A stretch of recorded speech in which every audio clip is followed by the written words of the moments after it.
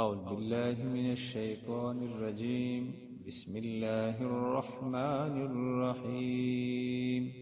اور یہ کار بتایا بھی اس کا من الاحزاب گروہ جماعتوں میں سے فنار موعد، بس اس کا ٹھکانہ اس کے ساتھ وعدہ آپ کا ہے، فلا تکو وستو نہ ہو فی مریۃ، شک کرنے والوں میں شک میں منہ اس سے، انہ الحق من ربک، بے شک یہ حق ہے تیرے رب کی طرف سے، ولکن اکثر الناس لا یؤمنون، لیکن اکثر لوگ ایمان نہیں لاتے۔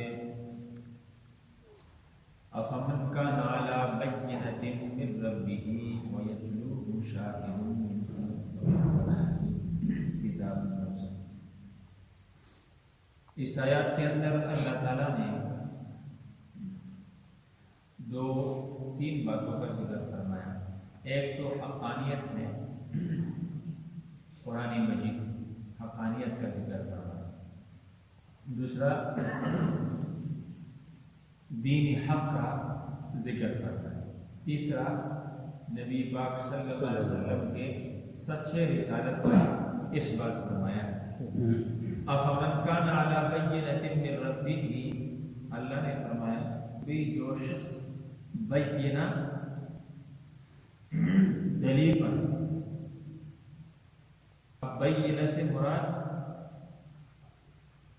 اکثر مفسرین محدثین کے ہاں قرآن ہے، اس لیے کہ حضور صلی اللہ علیہ وسلم قرآن لوگوں کو پڑھ کر سنایا کرتے تھے، اللہ کا کلام ہے، وہ اللہ کے کلام کا دعوت دیتے تھے۔ تو اللہ نے فرمایا کہ بھئی یہ جو قرآن ہے یہ دلیل ہے، اور یہ دلیل اپنی طرف سے نہیں، یہ عقلی دلیل نہیں، یہ دلیل رب کی طرف سے ہے، رب کی طرف سے۔ تو اس سے پہلے آپ نے سنا تھا کہ اگر اللہ نے ان سے کہا تھا کہ اگر تم عشق میں کہ یہ قرآن اس کا بنایا ہوا تو اس کے مقابلے میں 10 صورتیں بنا کر تم لاؤ، وہ نہیں لا سکے نا۔ تو اللہ نے فرمایا کہ بھئی یہ کیا ہے، جھوٹے ہیں، اگر یہ سچے ہوتے تو کچھ پیش کر لیتے۔ تو کہا کہ بھئی یہ دلیل ہے، اور یہ دلیل رب نے دی ہے، اور وَيَتْلُوهُ شَاهِدٌ مِّنْهُ، اور ایک دلیل اس پر، اس قرآن کی فصاحت اور بلاغت گواہ ہے، یعنی جو تمہارے ساتھ لگا ہوا گواہ ہے اس پر۔ مطلب یہ ہے کہ قرآن نے جو فصاحت اور بلاغت بیان کیا ہے، بڑے فصیح اور بلیغ انداز کے ساتھ قرآن بات کرتا ہے، ذکر کرتا ہے۔ تو کہا کہ بھئی اس کی خود فصاحت اور اس کا جو اعجاز ہے، اعجاز یہ خود دلیل ہے اس بات پر، یہ بنا ہی نہیں سکتے، یہ اس طرح اعجاز کے ساتھ کوئی شعر شاعری کلام پیش نہیں کر سکتا ہے۔ تو کہا کہ یہ اس پر کیا ہے، دلیل ہے۔ وَمِن قَبْلِهِ كِتَابُ مُوسَىٰ إِمَامٌ وَرَحْمَةٌ، اور اس سے پہلے کئی ہزار سال حضرت موسیٰ علیہ السلام پر اتاری گئی جو کتاب تھی تورات، اس پر بہت سارے انبیاء اسی شریعت پر، اسی کتاب پر کئی ہزار، یعنی دوسری نمبر پر ہے قرآن کے بعد تورات۔ اور حضرت عیسیٰ علیہ السلام کو جو کتاب دی گئی انجیل، وہ اب یوں سمجھے کہ وہ سیم ٹو سیم تورات تھی، لیکن تورات کے اندر لوگوں نے تبدیلی کیا ہے، ہر یہ آگے پیچھے کر دیا۔ اس طرح آج ہمارے جو بدعی قسم کے علماء ہیں، انہوں نے دین میں بگاڑ پیدا کیا ہے، اپنی طرف سے دین میں کچھ چیزیں شامل کر کے دین کو بگاڑ دیا ہے۔ اسی طرح اس زمانے میں یہود کے علماء نے بگاڑ پیدا کیا۔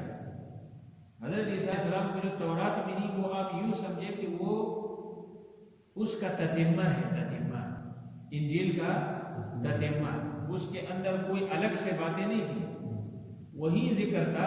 اللہ نے اس کو دوبارہ کیا کر دیا تھا، پیش کر دیا گیا وہ۔ اور حضرت عیسیٰ علیہ السلام کے پاس پیچھے عیسائی یہودی کیوں لگے؟ اس وجہ سے لگے کہ یار ہم جس آباء و اجداد کے دین پر ہیں، ہم جو دین پیش کرتے ہیں، ہم جو دین بیان کرتے ہیں، یہ تورات ہے، حالانکہ تورات میں کیا تھی، تبدیلی تھی۔ تو آج کسی بیتی کی مسجد میں آپ جائیں اس کے محلے میں جائیں اور آپ حق بات کریں، پھر آپ کو بھاگنے کا راستہ بھی نہیں ملے گا، سر چکانے کا راستہ بھی نہیں ملے گا۔ یہ حالت تھی کہ وہ حضرت اکرم کے در پہ ہوئے اور بر رفعہ اللہ الیہ، اللہ نے اس کو اپنی طرف اٹھا لیا۔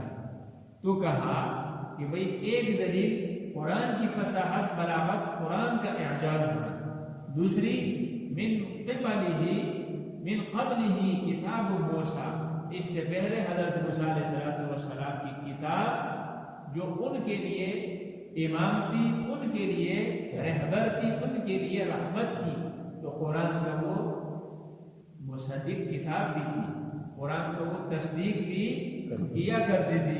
اولئک یؤمنون بہ، اللہ نے فرمایا جو لوگ اس پر ایمان لاتے تھے، تورات پر صحیح طریقے کے ساتھ، جو اس پر ایمان لانے والے تھے، تو وہ عین اس قرآن پر بھی ایمان لائیں گے۔ جیسے عبدالسلام رضی اللہ تعالیٰ عنہ، دوسرے تیسرے جو یہودی ہے، یہودی تھے بڑے بڑے، لیکن صحیح معنی میں ان کا ایمان کا تورات کے اوپر، قرآن جب سنا تو یہاں بھی بلا کسی چور چرا شک اور شبے کے وہ کیا ہوئے، مسلمان ہو کر حافظ قرآن۔ تو کہا وَمَن يَكْفُرْ بِهِ، اور جو انکار کرے گا اس سے، من الاحزاب، گروہوں میں سے، اب دیکھو دین واحد ہے نا، ان الدین عند اللہ الاسلام، اب اسلام دین ہے نا، یہ اللہ کا دین ہے، یہ اللہ کا قانون ہے۔ تو فرمایا، یہ حضرت ابو ہریرہ رضی اللہ عنہ کی ایک روایت بھی ہے، حضور صلی اللہ علیہ وسلم نے فرمایا کہ وہ قیامت تک کے لیے جو دین میں لے کر آیا ہوں رب کی طرف سے، اپنی امت کو دے کر چلا گیا ہوں، قیامت تک کے لیے جو بھی یہودی ہے، نصرانی ہے، جو بھی دوسرا تیسرا جس جماعت کے ساتھ بھی تعلق رکھتا ہے لیکن اسلام کو قبول نہیں کرتا، وہ جس نسل عرب سے تعلق رکھنے والا ہے تو وہ جہنمی ہے، وہ جنتی نہیں ہے۔ اس لیے کہ دینی واحد یہ اسلام ہے، دینی واحد کیا ہے؟ اسلام ہے۔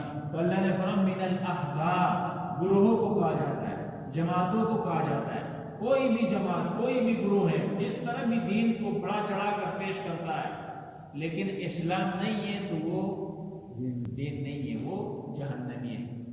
تو دین واحد ہے، اسلام قابل قبول ہے۔ فالنار موعدہ، اللہ نے فرمایا اس کے علاوہ، اسلام کے علاوہ سب کے ساتھ وعدہ کس کا ہے؟ آگ کا ہے، جہنم کا ہے۔